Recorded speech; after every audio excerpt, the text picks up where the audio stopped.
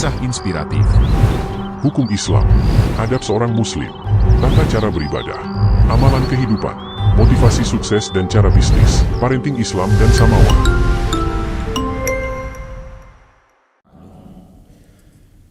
Allahumma inna nas'aluka ilman nafi'a wa fahman jayyida wa rizqan halalan tayyiba wa amalan mutaqabbala.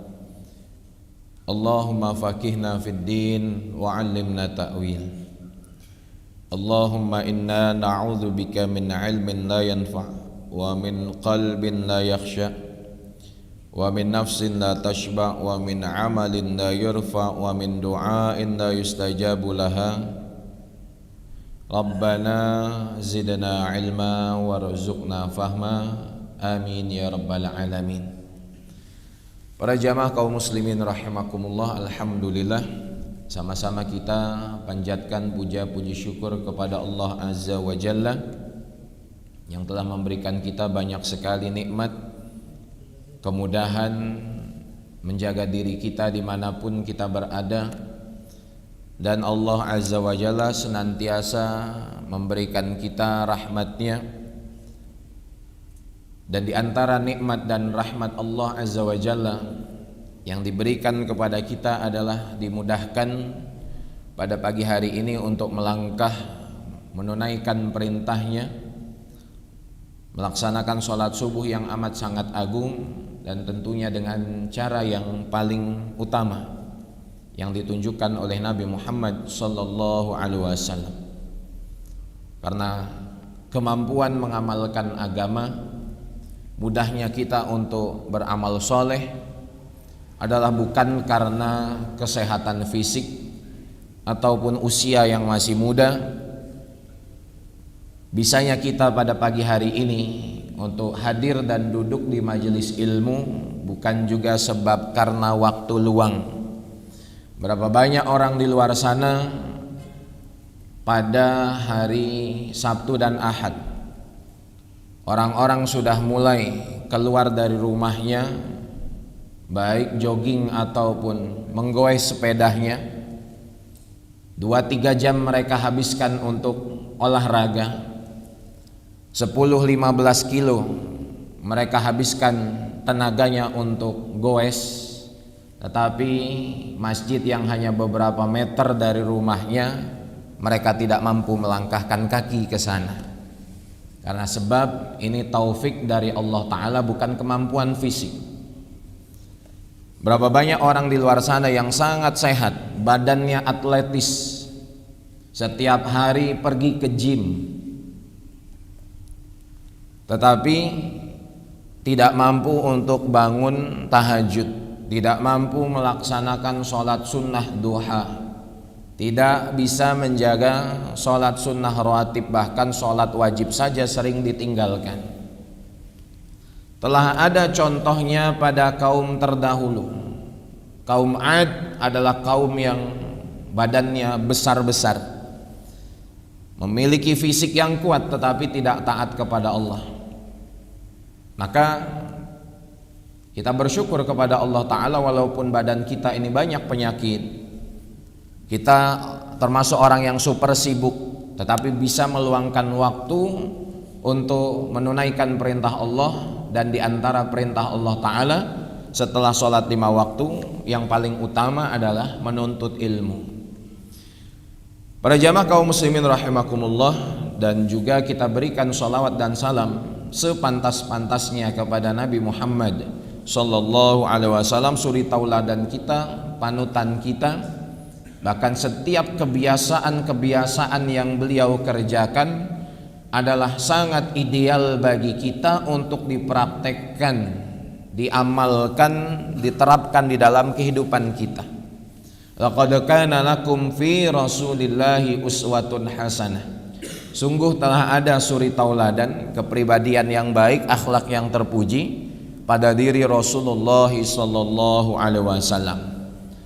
Dan di antara kebiasaan Nabi Muhammad sallallahu alaihi wasallam yang baik itu adalah mencakup pembahasan kita pada pagi hari ini, yaitu tentang sunnah-sunnah fitrah. Jamaah kaum muslimin rahimakumullah, Apa itu sunnah? Apa itu fitrah? Sunnah, berbeda ulama fikih dan ulama hadis menafsirkannya. Para ulama hadis menjelaskan sunnah secara bahasa adalah at-tariqah, jalan. Dan mereka mendefinisikan sunnah itu adalah sesuatu yang disandarkan kepada Rasulullah SAW, baik dari perkataan, perbuatan ataupun persetujuannya, atau perkara yang disandarkan kepada para sahabatnya ataupun para tabi'in. Sedangkan definisi sunnah menurut para fuqaha, ma yuthabu ala fi'lihi wa la yu'aqabu ala tarkihi, dikerjakan berpahala, ditinggalkan tidak berdosa. Dan para ulama juga menjelaskan sunnah ini adalah kepribadian Nabi, kehidupan Nabi sallallahu alaihi wasallam, sehingga tidak setiap sunnah bisa atau boleh kita ikuti. Seperti halnya Rasulullah sallallahu alaihi wasallam itu kalau batal maka beliau tidak berwuduk kembali, karena sebenarnya wuduknya tidak batal. Sebab beliau bersabda, inna ainayya tanamani wala yanamu qalbi, sesungguhnya yang tidur kedua mataku tetapi hatiku tidak pernah tidur. Maka kekhususan Nabi, wuduknya tidak batal sebab tidur. Kemudian contoh yang lain seperti bentuk fisik Rasulullah sallallahu alaihi wasallam, di mana dijelaskan di dalam kitab Asy-Syama'il At-Tirmizi bahwa alis Nabi itu seperti bulan sabit. Tapi ini untuk diketahui, bukan diikuti. Bukan lantas karena kita membaca kepribadian Nabi, bagaimana bentuk fisik Nabi, kemudian setelahnya kita pergi ke salon untuk operasi alis. Dan begitu juga dijelaskan bahwa sunnah adalah sesuatu perkara yang terpuji, yang jika kita mengerjakannya kemudian ada orang lain yang mengikutinya, maka kita akan mendapat pahala dari amal kita dan kita akan mendapatkan pahala dari orang yang mengerjakannya. Ya mas kalian kaum muslimin rahimakumullah. Dan yang kedua adalah fitrah. Kalau fitrah disandingkan dengan kata zakat adalah mensucikan jiwa. Kalau fitrah di dalam hadis riwayat Bukhari adalah menjelaskan tentang agama seseorang. Kullu mauludin yuladu alal fitrah, setiap orang yang dilahirkan ke atas fitrah agama Islam. Tetapi pembahasan fitrah di sini ada beberapa definisi ulama tentangnya. Yang pertama dikatakan fitrah itu adalah al-khilqah, penciptaan atau karakter seseorang. Hal ini dijelaskan oleh Imam An-Nawawi rahimahullahu ta'ala. Kemudian yang kedua, fitrah di sini diartikan asluddin, agama, sebagaimana yang dinukil dari Imam Asy-Syirazi yang menulis kitab Al-Muhazzab, dan juga ulama lain seperti Imam Al-Mawardi, bahwa mereka mengartikan fitrah adalah agama. Dan Al-Khattabi menjelaskan mayoritas ulama mengatakan fitrah tersebut adalah sunnah, yaitu sesuatu yang berasal dari Rasulullah SAW dan baik bagi kita untuk dipraktekkan. Dan yang terakhir kata seorang ulama besar yang bernama Ibnul Athir, bahwa sunnah itu adalah kebiasaan Nabi Muhammad sallallahu alaihi wasallam dan kebiasaan para nabi terdahulu. Jadi sunnah-sunnah fitrah adalah hal-hal yang baik yang dibiasakan oleh Rasulullah sallallahu alaihi wasallam dan para nabi terdahulu di dalam kehidupan mereka. Sehingga ini sangat menarik untuk kita pelajari agar kita bisa mengamalkan di dalam kehidupan kita. Bahkan juga hal-hal ini sebagai dasar-dasar yang menjadi kebiasaan baik kalau kita ajarkan kepada anak cucu keturunan kita dari sejak dini. Allah Ta'ala berfirman, fitratallahi allati fataran nasa 'alaiha. Penciptaan Allah sebagaimana Allah Subhanahu wa taala menciptakan manusia. Nah, di dalam penjelasan sunnah-sunnah fitrah ini ada beberapa hadis tentang fitrah itu sendiri. Ada hadis yang diriwayatkan oleh Abu Hurairah radhiyallahu taala anhu menjelaskan sunnah-sunnah fitrah ada 5. Hadis yang diriwayatkan oleh Ammar bin Yasir menjelaskan sunnah-sunnah fitrah itu ada 10, dan begitu juga yang diriwayatkan oleh Aisyah radhiyallahu taala anhum. Maka kita ketahui, kita baca terlebih dahulu beberapa hadis tentang sunnah-sunnah fitrah ini dan kita lihat perbedaannya dan kita akan rincikan satu persatu.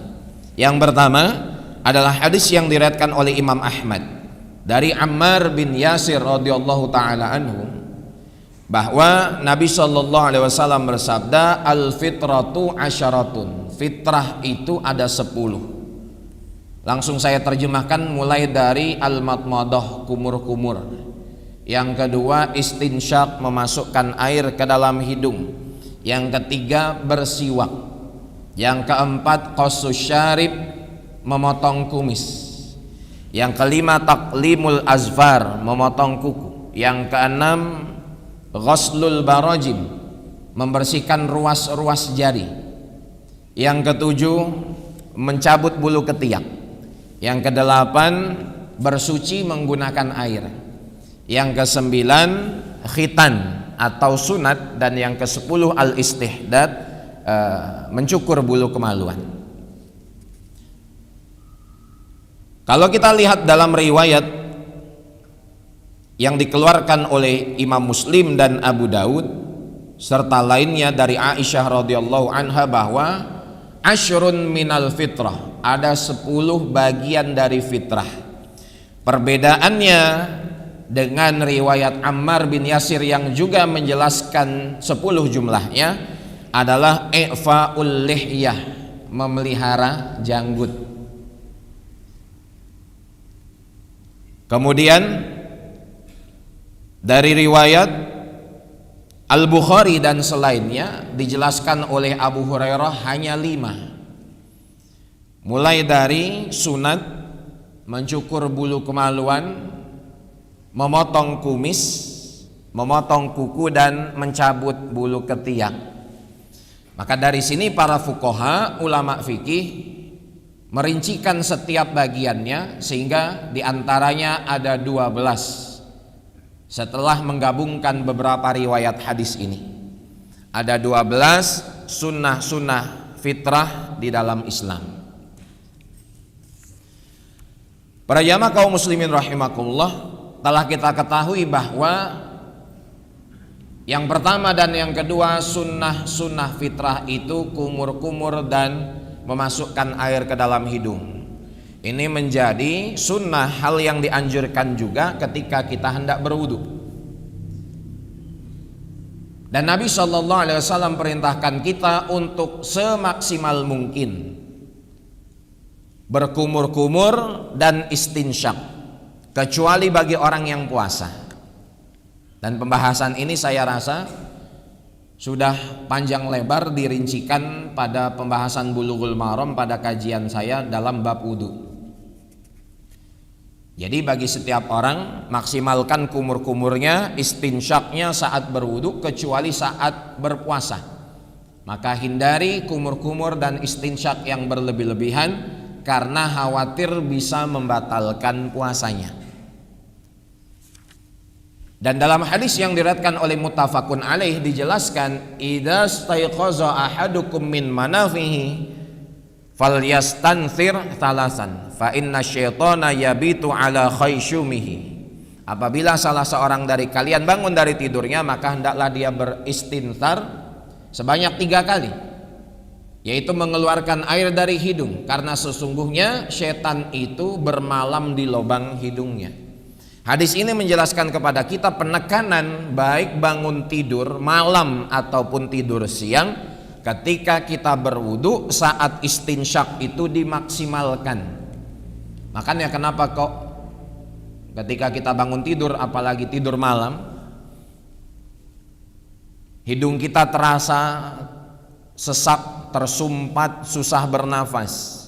Maka ketika berwudu ditekankan sekali dalam menyempurnakan istinsyaknya. Ini yang pertama dan yang kedua.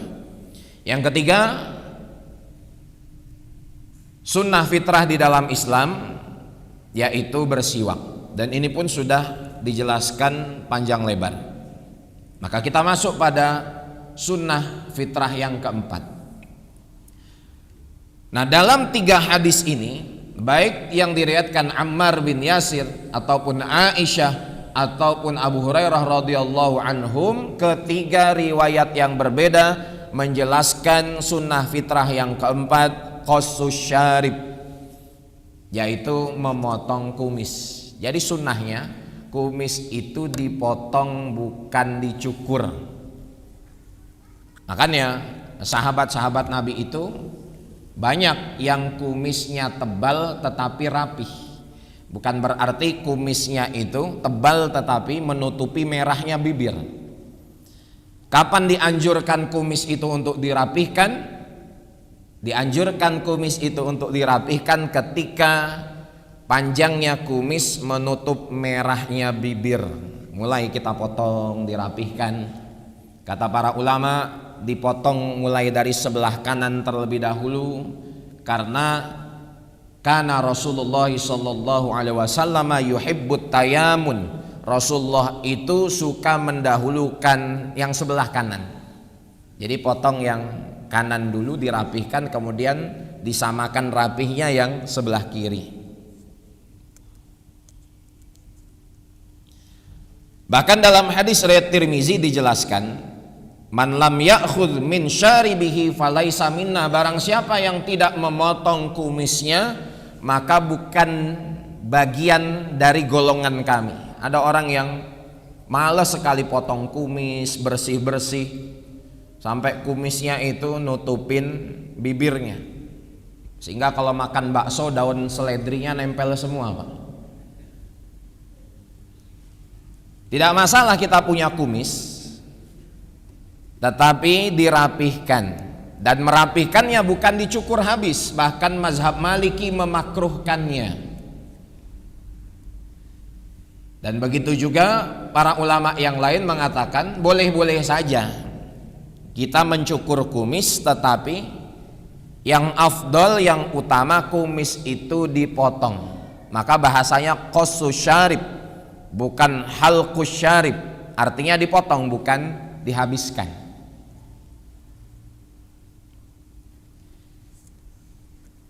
Ini yang keempat, sunnah fitrah yaitu mencukur kumis. Dalam konteks ini adalah dipotong kumisnya, tidak dihabiskan semua.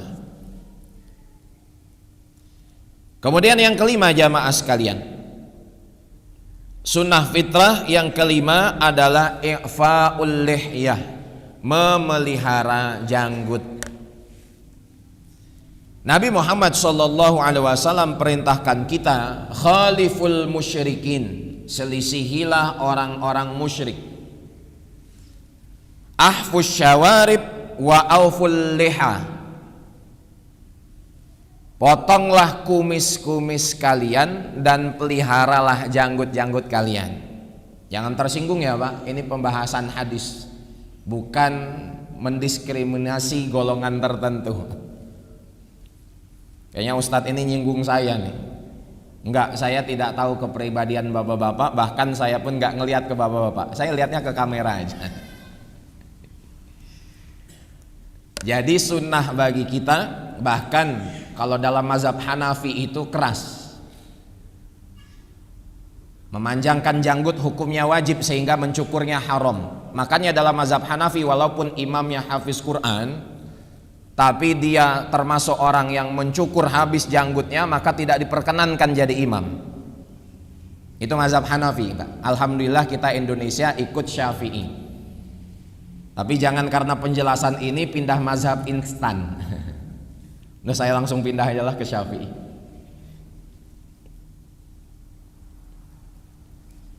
Karena memang di zaman dulu orang-orang Nasrani itu mereka memanjangkan kumisnya, sedangkan orang Yahudi kumis dan janggutnya panjang. Sampai sekarang pun kita lihat Yahudi ortodoks tersebut kan, kumisnya panjang, janggutnya panjang.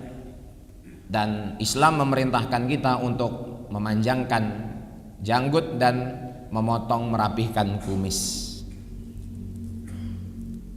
Meskipun orang-orang non-muslim ada yang memanjangkan janggutnya, tetapi berbeda dengan kaum muslimin yang memanjangkan janggutnya. Bedanya di mana? Berbeda dalam akidah, keyakinan, kepercayaan memanjangi janggut itu. Dan berbedanya kita memelihara janggut itu untuk mengikuti Rasulullah Shallallahu Alaihi Wasallam dan karena dasar cinta kepada beliau.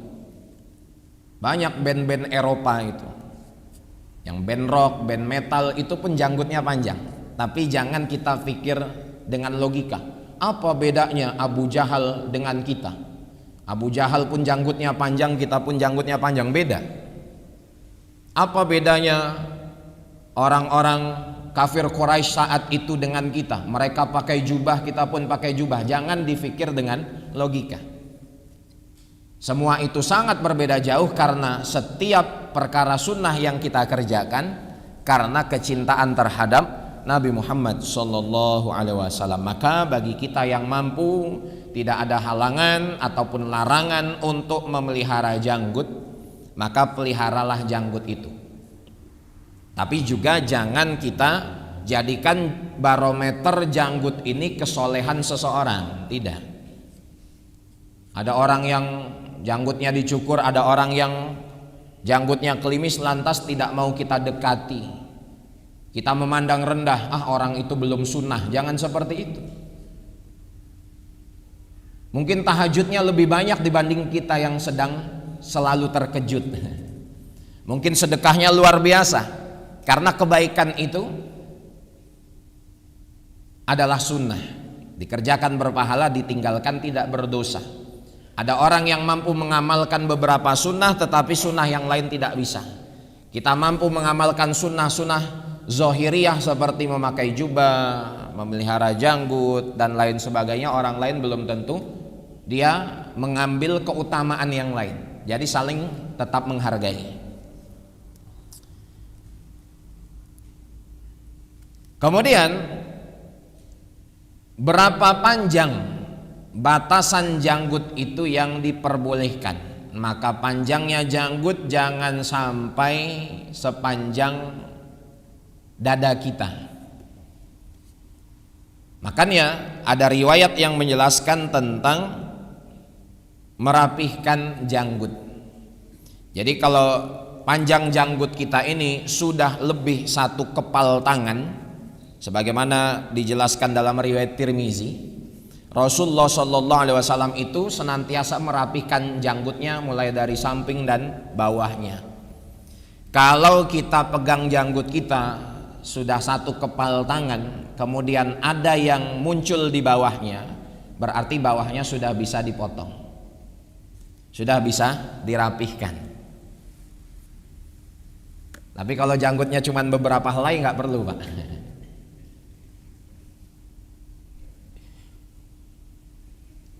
Dan sunnah juga untuk memperhatikan perkara ini. Jangan kita hanya fokus kepada janggutnya tapi lupa tentang etikanya.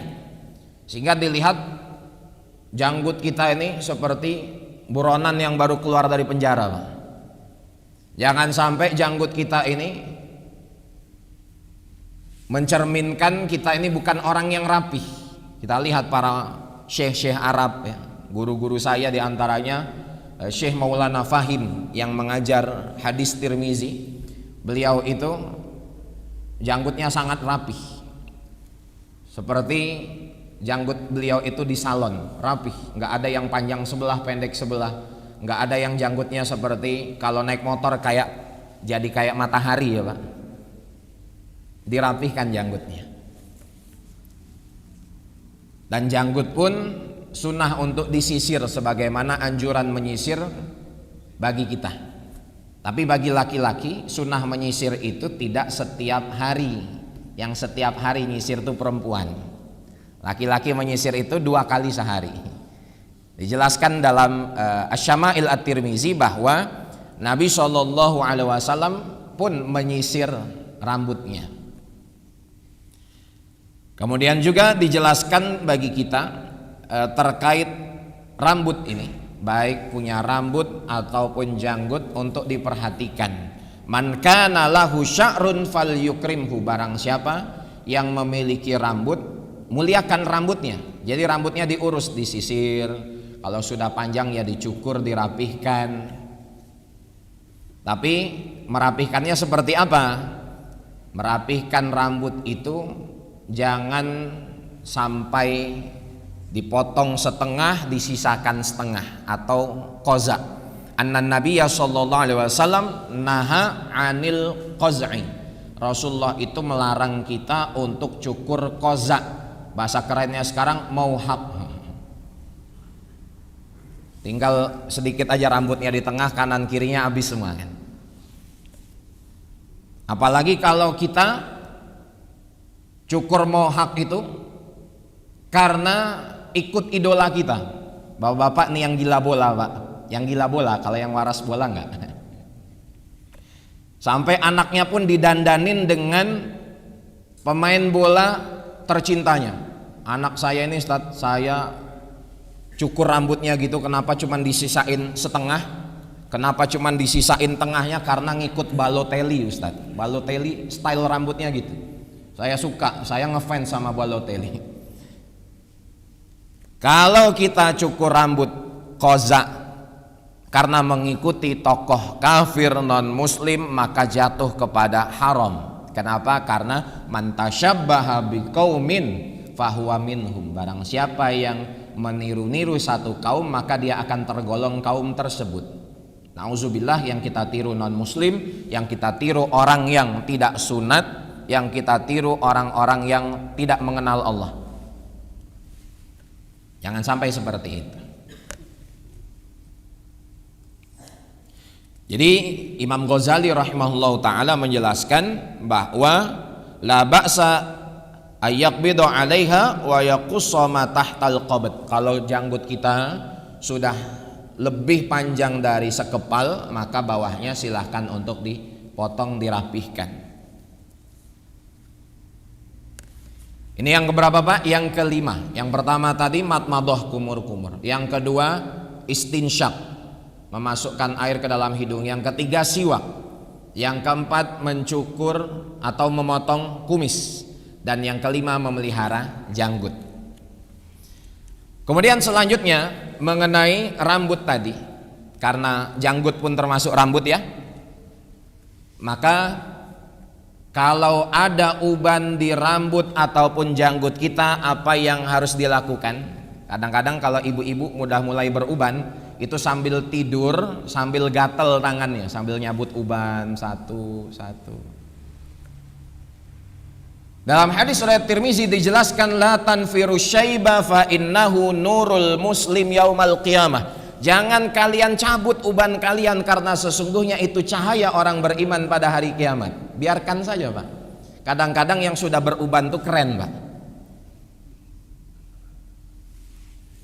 Yang sudah beruban itu menunjukkan sudah matang dalam kehidupannya. Bahkan bisa jadi karena sebab uban itu yang muda-muda nyantol ke bapak.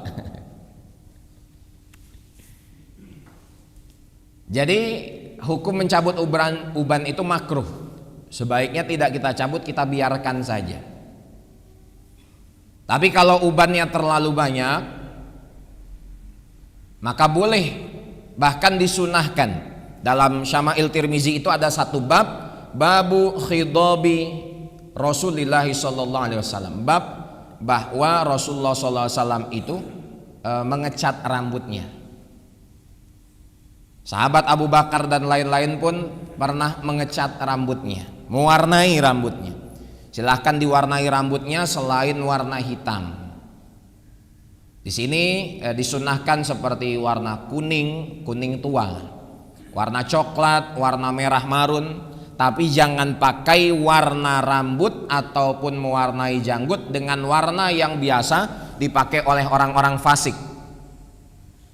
Kita lagi di jalan di lampu merah, tiba-tiba ada anak pang rambutnya warna biru, jangan pakai warna biru.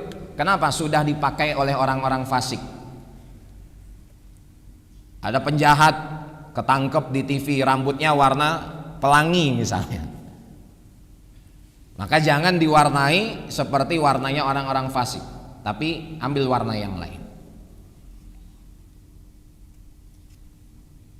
Nah, baik rambut dan janggut kita sunnah untuk diwarnai dan juga diminyaki. Kalau kita mungkin termasuk karyawan, PNS, terikat dengan kerja, kalau diwarnai kayaknya kurang cocok, maka silahkan diminyaki.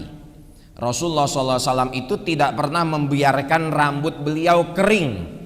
Bahkan dijelaskan Rasulullah itu seperti penjual minyak. Artinya apa? Saking rambut Nabi itu glowing Pak, sebab diminyaki setiap hari. Ini amal ini saya lihat dari guru-guru saya ketika di Pakistan, sebelum mereka tidur mereka selalu meminyaki rambutnya dengan minyak zaitun. Bahkan kalau bapak di rumah silahkan dibantu istrinya sambil dipijat. Jadi diminyaki rambutnya, diminyaki janggutnya. Dan apa yang membuat Rasulullah SAW itu beruban? Kan ketika wafatnya Nabi dijelaskan oleh Aisyah radhiyallahu anha, maka fi lihyatihi wa ra'sihi 'ashruna sya'ratan bayda. Rasulullah itu ketika wafat, uban yang ada di rambut dan janggutnya tidak lebih dari 20 helai. Uban kita udah berapa Pak? Enggak kehitung ya. Rasulullah tuh awet muda. Kenapa? Karena metabolisme tubuhnya lancar, sebab beliau tuh orang yang sangat sehat. Ketika sahabat Abu Bakar radhiyallahu anhu bertanya, "Ya Rasulullah, qad syibta." Wahai Rasulullah, sungguh engkau telah beruban. Ini hadis dijelaskan dengan sanad yang hasan di dalam kitab At-Tibyan fi Adabi Hamalatil Quran.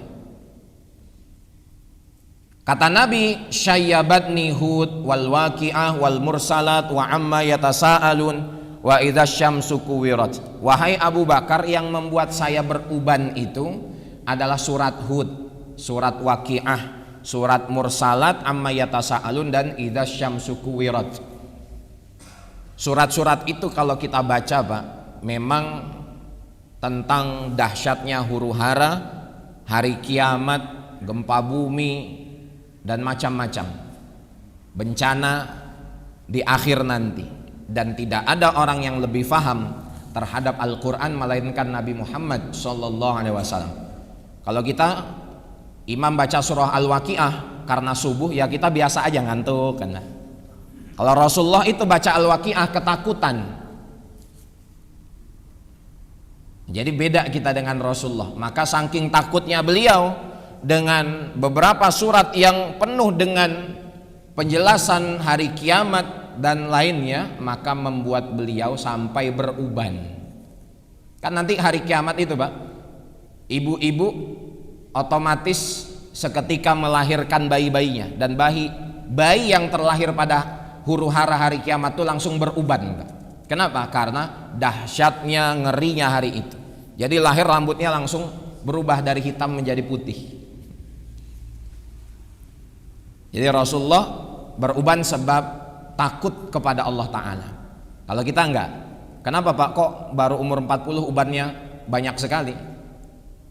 Terus Bapak menjawab, "Iya Ustadz, karena saya mikirin cicilan rumah, biaya motor, angsuran kendaraan, anak sekolah. Tertekan hidup saya Ustadz." Sehingga saya beruban sebelum waktunya.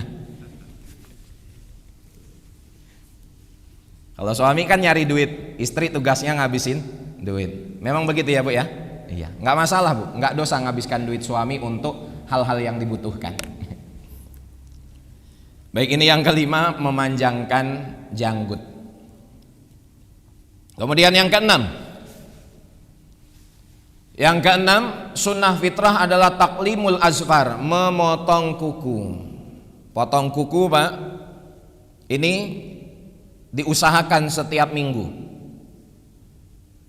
Jangan sampai kuku kita itu panjang, karena khawatir ketika di dalam kuku itu ada kotoran-kotoran, kemudian kita berwudu, kotorannya bisa menghalangi air wudu.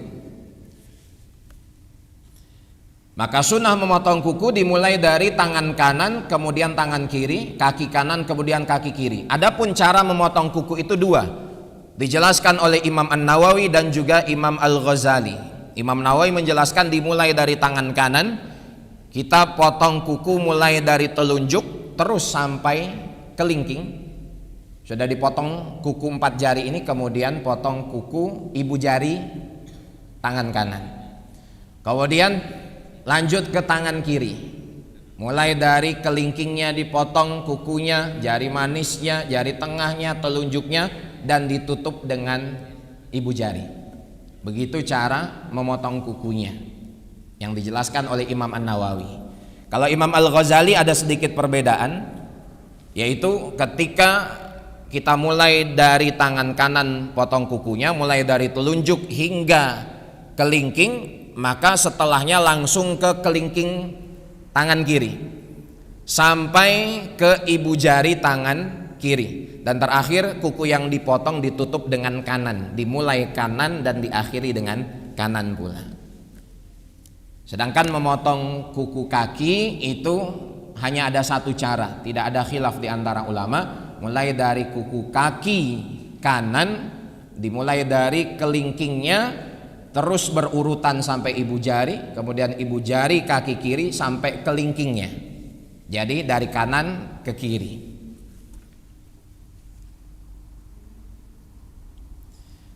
Para ulama baik Imam Syafi'i dan para ulama Syafi'i menjelaskan bahwa sunnah memotong kuku itu di hari Jumat. Jadi jamaah sekalian rahimakumullah, di Jumat pagi baik untuk potong kuku. Ada juga ulama yang mengatakan hari Senin dan hari Kamis. Maka pilih di antara waktu-waktu yang baik itu untuk kita membersihkan diri, memotong kuku. Nah, bagi bapak-bapak perhatian, saya suka ngelihat beberapa orang yang ada salah satu jari yang kukunya dipanjangkan. Kuku tangan kita ini kan 10 jari, Pak. Kok yang dipotong cuma 9? Jari kelingkingnya panjang. Untuk nyongkel apa itu kira-kira, Pak? Kenapa dipanjangkan? Maka kalau potong-potong semua, jangan membuat sunnah yang baru. Potong kuku kita, bersihkan. Dan bagi ibu-ibu diusahakan untuk tidak memakai kutek ataupun pewarna kuku yang dapat menghalangi air wudhu. Apalagi kalau sekarang ini kan banyak yang pergi ke salon ya Pak, kukunya itu digambar macam-macam. Ini perempuan nih. Dan itu mahal, bisa ratusan ribu bahkan jutaan. Nah, otomatis kutek yang seperti itu tidak bisa dipakai untuk sholat. Kenapa? Karena dia menghalangi air wudhu. Kalau kita mandi wajibnya tidak sah.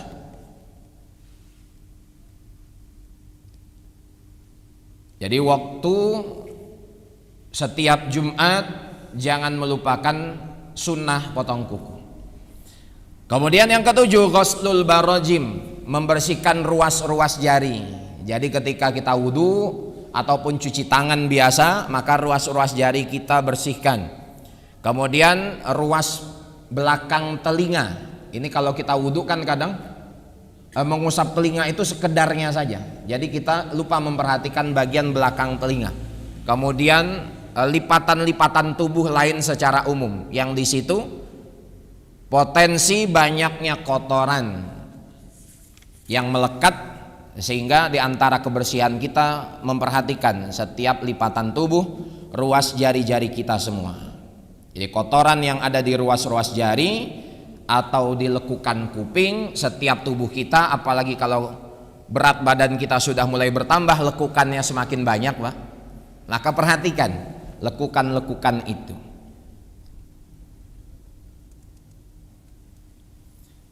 Yang kedelapan, natful ibti,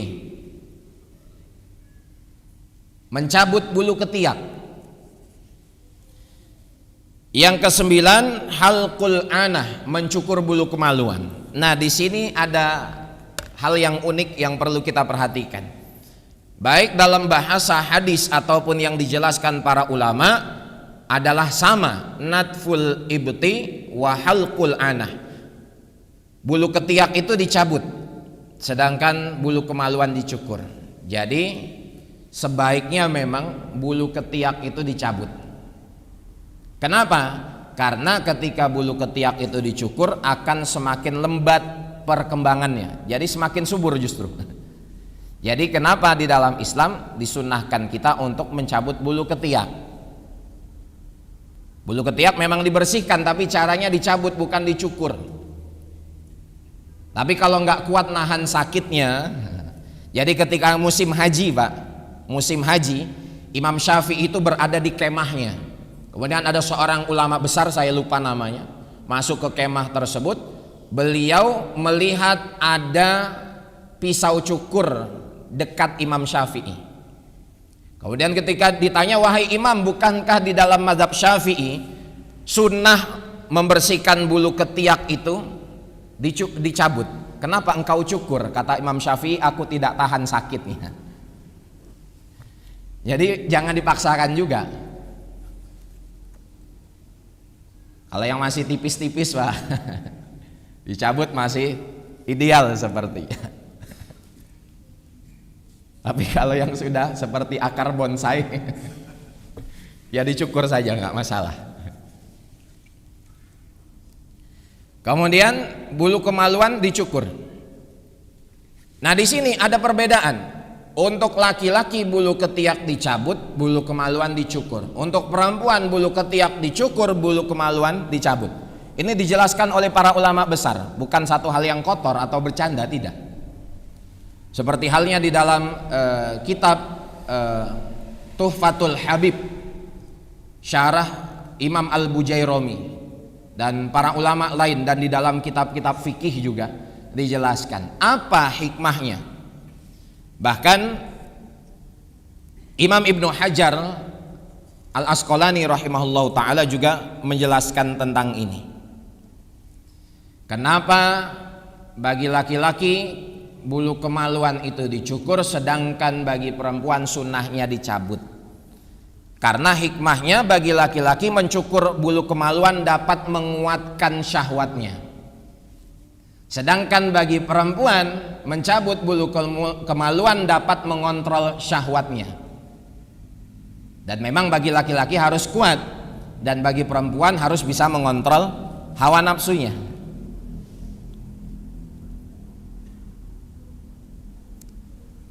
Jadi sampai sekelas Imam Ibnu Hajar pun menjelaskan tentang ini. Bulu ketiak itu dicabut, bukan dicukur.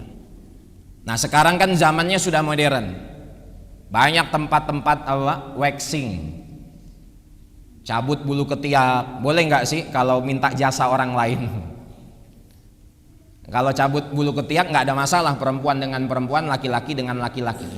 Tapi kalau sudah ke bulu kemaluan ini nggak boleh, walaupun sesama laki-laki, sesama perempuan. Haram hukumnya menampakkan aurat laki-laki kepada laki-laki lain, perempuan kepada perempuan lain, ataupun menampakkan auratnya kepada lawan jenis. Jadi jangan, kalaupun mau dilakukan, lakukan secara mandiri. Jangan kita pakai jasa seperti itu, apalagi sampai ke daerah intim. Ini bukan urgen seperti orang yang mau melahirkan, nggak ada dokter perempuan, akhirnya harus dokter laki-laki. Hal ini tidak seurgen itu. Jadi jangan sampai hanya karena ingin bersih tapi kita membuka aurat kita, apalagi yang membersihkannya non muslim. aurat seorang muslim itu sangat dijaga. Walaupun sesama laki-laki ataupun sesama perempuan, tetapi beda keyakinan. Dan dijelaskan batasan waktu agar tidak memanjangkan kuku, bulu ketiak, bulu kemaluan. Itu dalam hadis riwayat Muslim dijelaskan jangan sampai kuku, bulu ketiak, bulu kemaluan ini tidak dicukur lebih dari 40 hari. Karena itu tempat bersarangnya kotoran, tempat bersarangnya setan. Nah, penting bagi kita untuk memperhatikannya. Walaupun tertutupi pakaian di tempat daerah yang gak kelihatan, maka Islam mengajarkan kita untuk bersih. Innallaha jamilun yuhibbul jamal. Sesungguhnya Allah itu maha indah dan mencintai keindahan. Kemudian yang ke-10, sunnah fitrah adalah bersuci menggunakan air. Dalam hal ini cebok khususnya. Jadi yang sempurna, para ulama kita menjelaskan, di dalam mazhab kita dijelaskan yang sempurna cebok ataupun istinja itu dengan batu kemudian air. Atau sekarang kan sudah banyak tisu toilet. Jadi dengan tisu dulu dihilangkan ainun najasah, najis yang kelihatannya, baik setelah kencing ataupun BAB, pakai tisu terlebih dahulu. Setelahnya baru disucikan dengan air. Nah, perkara cebok ini jangan dianggap sepele. Kebanyakan hatta orang-orang yang sudah sholat sekalipun meremehkan cebok asal-asalan. Kisah dalam riwayat Bukhari ketika Rasulullah SAW keluar dari satu kebun di Madinah, Rasulullah mendengar ada 2 kubur yang sedang diazab. Kata Rasulullah, innahuma yu'adzabani. 2 kubur itu sedang diazab. Rasulullah ngasih tahu kepada para sahabatnya, wa ma yu'adzabani fi kabirin. Mereka tidak diazab sebab satu perkara yang besar. Nah, kebanyakan orang menyangka cebok ini perkara yang biasa saja, bukan dosa besar kalau cebok asal-asalan itu. Padahal bisa menyebabkan azab kubur. Nah, di antaranya ada orang yang nggak bersih istinjanya. Apalagi kalau kita dihadapkan di bandara, di tempat-tempat tertentu yang di situ nggak bisa bersuci dengan air, baru kita bisa bersuci dengan tisu, dengan syarat dan ketentuan bagaimana cara bersucinya. Tapi kalau ada tisu kemudian air di rumah, maka menggunakan keduanya paling sempurna dalam istinja. Makanya saya heran kalau ada masjid yang ada urinoinnya, Pak. Alhamdulillah masjid kita sesuai dengan syar'i. Ada masjid yang ada urinoinnya, tempat kencing berdiri kayak di bandara itu. Itu kan bukan hanya dituntut untuk kencing berdiri, tetapi juga auratnya terbuka, kanan kiri bisa melihat satu sama lain. Makanya ada anekdot, Pak. Ada video lucu. Yang pertama, orang Jepang kencing. Kemudian gak lama kemudian datang yang kencing orang Arab. Kemudian gak lama kemudian datang yang kencing orang Afrika. Ngelihat satu sama lain. Yang Afrika ketawa. Jadi jangan sampai kita buka aurat kita. Seperti juga ada sebagian tempat wudhu perempuan yang gak ada hijabnya kan. Sehingga kalau perempuan wudhu di sana, maka terbuka auratnya. Bapak-bapak yang ke masjid bisa error kemungkinan. Nah, kalau seperti itu, apakah perempuan tetap dianjurkan untuk sholat tepat waktu? Sedangkan kalau dia sholat, dia berwudu, potensi auratnya terbuka, dilihat oleh laki-laki yang non mahram, maka jawabannya tidak. Kalau dia masih dapat waktu yang cukup untuk sholat di rumah, ataupun memilih tempat lain untuk sholat yang tempat wuduknya aman, tidak terbuka, maka silahkan di rumah sholatnya dibandingkan sholat di tempat wudhu yang terbuka, kelihatan auratnya oleh laki-laki yang bukan mahram. Nah, jadi kuku, bulu ketiak, bulu kemaluan setiap minggu kita bersihkan, atau minimal atau maksimal tidak lebih dari 40 hari. Kemudian yang ke-11 sampai yang 12 ini. Yang ke-11 adalah al-khitan, sunat. Wajib bagi laki-laki dan perempuan untuk dikhitan. Di dalam mazhab Syafi'i, dan sunnah bagi perempuan untuk dikhitan dalam pandangan mazhab yang lain. Jadi kalau anak itu belum akhir balik maka sunnah dikhitan, tapi kalau sudah akhir balik apalagi laki-laki wajib. Maka ketika anak itu lahir, hak yang harus ditunaikan orang tua apa saja? Yang pertama sunnah tasmiyah, memberikan nama. Yang kedua sunnah akikah, memotong kambing 2 bagi anak laki-laki dan 1 bagi anak perempuan. Kemudian yang ketiga sunnah untuk mencukur habis rambutnya, baik anak laki-laki dan anak perempuan.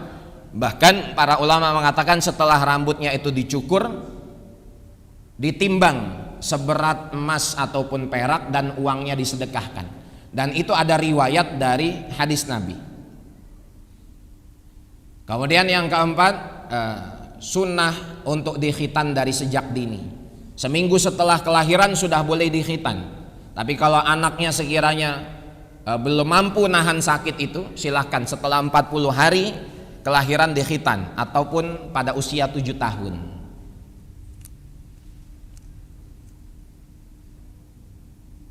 Jadi jamaah sekalian rahimakumullah, kalau kita lihat kebiasaan orang-orang Arab, orang Pakistan itu anaknya dari sejak sebelum TK bahkan sudah dikhitan. Anak kita itu khitan kelas 2 SD, kelas 4, bahkan ada yang khitan kelas 6 SD. Udah lulus SD baru dikhitan. Jadi khitan semakin dini semakin baik. Bahkan kalau dilihat dari sisi medis, silahkan tanya kepada para dokter bahwa anak yang dikhitan dari sejak dini, khususnya laki-laki, itu akan menghindarkannya dari penyakit infeksi kantung kemih dan akan lebih bersih karena kotorannya sudah hilang. Dan bagi kita yang bawa anak saat sholat, ini menjadi problem ketika anak itu belum dikhitan. Anak laki-laki ya, kalau anak perempuan kan rata-rata dari bayi sudah dikhitan. Anak laki-laki yang belum dikhitan kemudian ketika sholat kita gendong, maka batallah sholat orang tuanya. Kenapa? Karena orang tuanya bawa najis. Tapi itu kan di dalam kulitnya Ustaz. Walaupun dia di dalam kulit, hukumnya itu seperti di luar, karena area itu yang wajib untuk dipotong saat khitan. Sehingga bagi orang tua solusinya kalau anaknya belum dikhitan ingin dibawa digendong sholat, maka bagian depannya itu harus dibuka dan dibersihkan dalamnya sedikit, karena itu ada najis. Setelah kencing kan itu tidak terbasuh dengan air saat cebok. Dan begitu juga ketika kita mau gendong anak saat sholat, apakah di pampers anak kita itu ada kencing atau enggak? Kalau ada kencing sebelum sholat harus dicebok dulu anaknya, diganti pampers yang suci, dan setelah sholat dipastikan anak itu tidak kencing di pertengahan kita sholat. Sama seperti misalnya ada dokter yang ngetes penyakit seseorang dengan air urin, kemudian dimasukkan ke dalam botol. Kemudian ketika di botol itu dokter lupa mengeluarkan dari kantong jasnya, kebawa sholat, botol urin itu nggak sah sholatnya.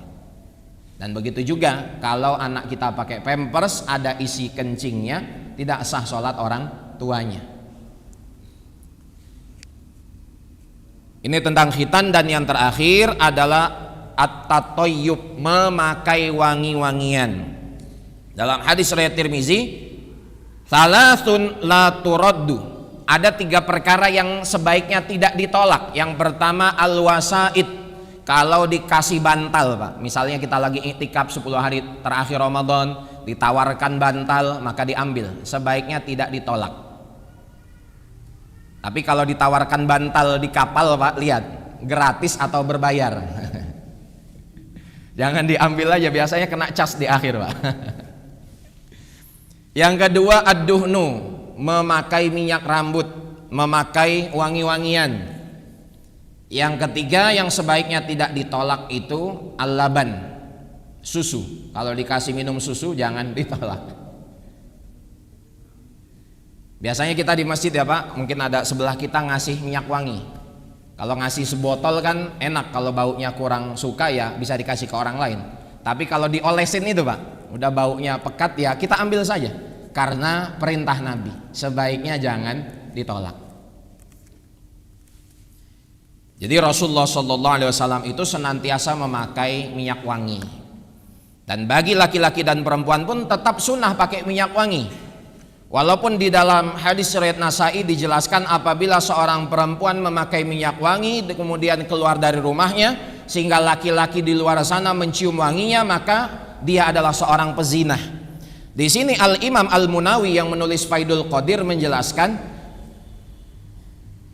seorang perempuan yang memakai minyak wangi keluar dari rumahnya tidak semerta-merta seperti seorang pezinah langsung seperti itu.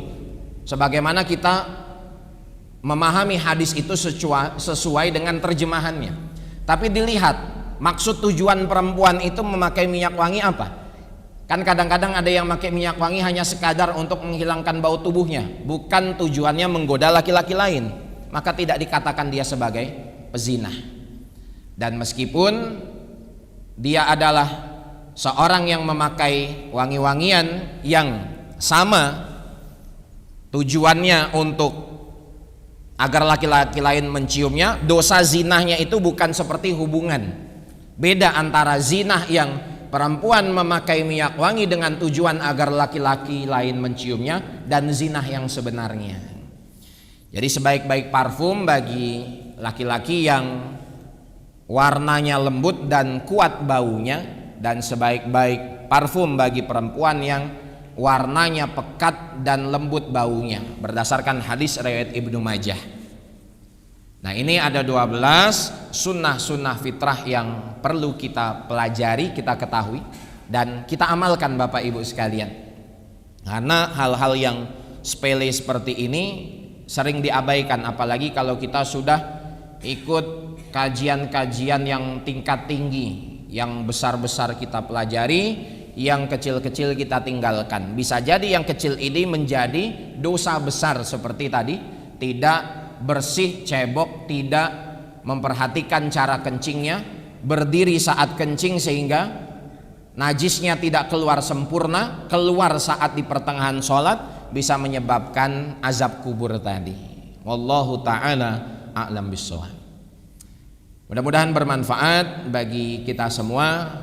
Kajian tentang sunnah-sunnah fitrah ini menjadi perhatian bagi kita untuk membiasakannya. Hidupkanlah maksimal sunnah Rasulullah SAW. Bahkan Imam Nawawi menjelaskan di dalam kitabnya Al-Azkar, kalau ada satu hadis Nabi tentang sunnah yang dijelaskan, kita amalkan walaupun sekali di dalam seumur hidup, agar hadis itu menjadi hujah kita, agar bisa menyelamatkan diri kita di hadapan Allah Subhanahu wa taala, dan kita sudah menunaikan sunnah hadis itu. Mudah-mudahan bermanfaat, yang benar hanya datang daripada Allah. Mohon maaf atas segala kekurangannya. Usikum wa nafsi bitaqwallah. Sama-sama kita akhiri, kita tutup dengan surah Wal Asri dan doa kafaratul majlis. Bismillahirrahmanirrahim. Wal asr innal insana lafi khusr illa alladzina amanu wa amilus shalihat wa tawassaw bil haqqi wa tawassaw bis sabr. Subhanakallahumma bihamdik asyhadu an la ilaha illa anta astaghfiruka wa atubu ilaik. Wassalamu alaikum warahmatullahi wabarakatuh. Kisah inspiratif, hukum Islam, adab seorang muslim, tata cara beribadah, amalan kehidupan, motivasi sukses dan cara bisnis, parenting Islam dan Samawa.